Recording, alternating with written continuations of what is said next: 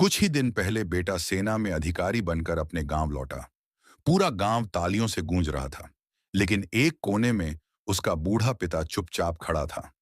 बेटा पास गया और बोला, पिताजी, अब आपका कर्ज उतारने का वक्त आ गया है। मैं आपको गाड़ी, बंगला और हर सुख सुविधा दूंगा। पिता हल्की मुस्कान के साथ बोले, अगर सच में मेरा कर्ज उतारना चाहता है तो पहले एक काम कर। बेटा उत्सुक होकर बोला, कौन सा काम पिताजी? पिता धीरे से बोले, अंदर जाकर मेरी पुरानी साइकिल ले आ। बेटा चौंक गया। पिताजी, वह तो जंग लगी टूटी फूटी साइकिल है। मैं आपको नई कार दिला सकता हूं, पिता ने शांत स्वर में कहा। बेटा पहले उस साइकिल को चलाकर तो देख।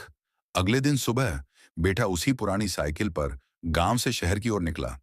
जंग लगे पहिए छी छी कर रहे थे। पेंडल भारी थे।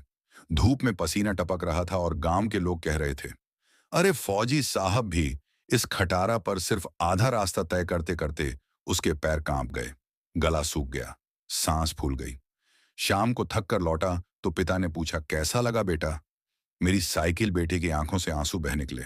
वह बोला, पिताजी, आपने इतनी टूटी फूटी साइकिल पर कैसे रोज इतना लंबा सफर किया होगा? पिता की आंखें नम हो गईं।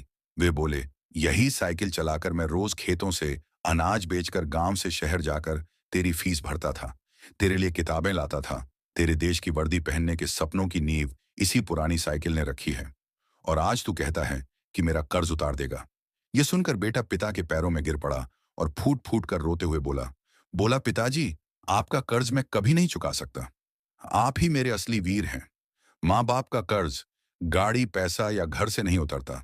वह सिर्फ आजीवन सम्मान, सेवा और प्रेम से निभाया जा सकता। संगीत।